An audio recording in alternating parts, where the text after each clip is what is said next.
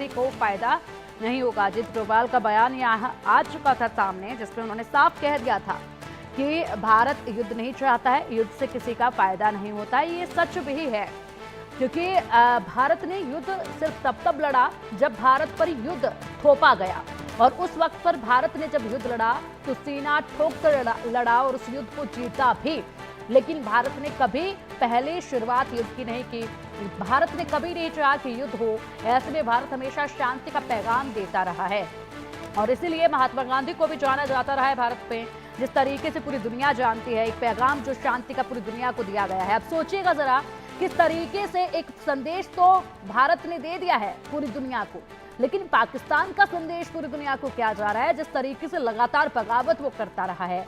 आतंकवाद का खात्मा पूरी तरीके से अभी हुआ नहीं है, लेकिन फिलहाल यहाँ पर संदेश बड़ा भारत ने दिया है, क्योंकि सिर्फ कार्रवाई भारत ने तब की है तेजावत जी, जब भारत के ऊपर अटैक किया गया है, और ऐसे में आत्मरक्षा का हक हर किसी को है।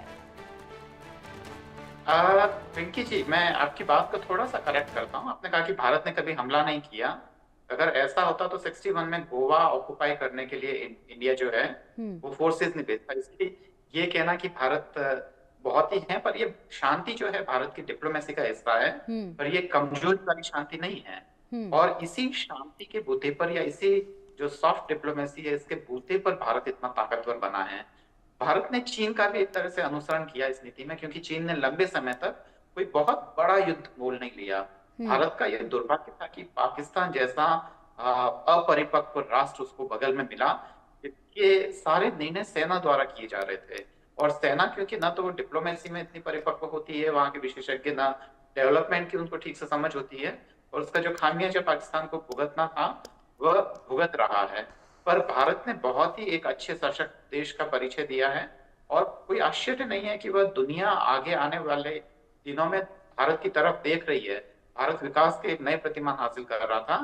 पर अजीत डोभाल साहब का ये जो बयान है, क्योंकि मैं व्यक्तिगत रूप से उनकी कार्यशैली को जानता हूँ, ये वाकई सुखद है। और उन्होंने कहा है कि युद्ध नहीं होना चाहिए, तो ये बहुत ही अच्छी बात है। पर मुझे लगता है कि विपक्ष इस बात पे हमले करेगा। जी पिक्की जी। बिल्कुल, विपक्ष जो है वो शुरुआत भी कर चुका है। बयानबाजी का सिलसिला कल से ही